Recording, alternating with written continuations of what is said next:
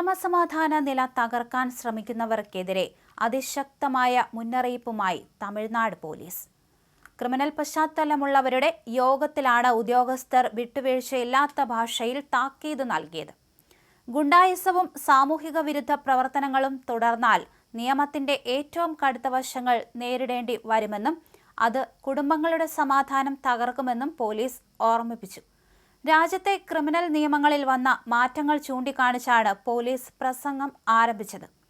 പഴയതുപോലെയല്ല ഇപ്പോഴത്തെ നിയമങ്ങളെന്നും കുറ്റവാളികളെ സാമ്പത്തികമായി പോലും തളർത്താൻ പുതിയ നിയമവ്യവസ്ഥയിൽ സാധിക്കുമെന്നും ഉദ്യോഗസ്ഥർ പറഞ്ഞു. നിയമം ഇപ്പോൾ പഴയതുപോലെയല്ല. പ്രധാന കുറ്റകൃത്യ നിയമങ്ങളെല്ലാം സർക്കാർ പരിഷ്കരിച്ചു കഴിഞ്ഞു. വളരെ കർക്കശമായ നടപടികളാണ് ഇനി ഉണ്ടാവുക. കുറ്റകൃത്യങ്ങളിൽ ഏർപ്പെടുന്നവരെ സാമ്പത്തികമായി തളർത്താൻ നിയമത്തിന് സാധിക്കും. അത്തരമൊരു അവസ്ഥ വന്നാൽ നിങ്ങൾ മാത്രമല്ല, നിങ്ങളുടെ കുടുംബവും കഷ്ടപ്പെടും, പോലീസ് വ്യക്തമാക്കി. കുറ്റകൃത്യങ്ങളിൽ ഏർപ്പെടുന്നവർ ജയിലിലാവുകയോ മരണപ്പെടുകയോ ചെയ്താൽ നേരിടേണ്ടി വരുന്ന സാമൂഹികമായ ഒറ്റപ്പെടലിനെക്കുറിച്ചും ഉദ്യോഗസ്ഥർ മുന്നറിയിപ്പ് നൽകി. നിങ്ങൾക്ക് ഭാര്യയും മക്കളും ഉണ്ടെങ്കിൽ നിങ്ങൾ കുഴപ്പത്തിൽ ചാടുമ്പോൾ അവരോടൊപ്പം നിൽക്കാൻ ആരും വരില്ല. അച്ചടക്കത്തോടെ ജീവിച്ചാൽ അത് നിങ്ങൾക്ക് നല്ലതാണ്. അല്ലെങ്കിൽ ഗുരുതരമായ പ്രത്യാഘാതങ്ങൾ നേരിടേണ്ടി വരും, പോലീസ് പറഞ്ഞു. സമൂഹത്തിൽ സമാധാനം ഉറപ്പാക്കേണ്ടതിന്റെ ആവശ്യകത ഊന്നിപ്പറഞ്ഞ പോലീസ് ആഘോഷവേളകളിലെ അക്രമങ്ങൾക്കെതിരെ കർശന നിലപാട് പ്രഖ്യാപിച്ചു.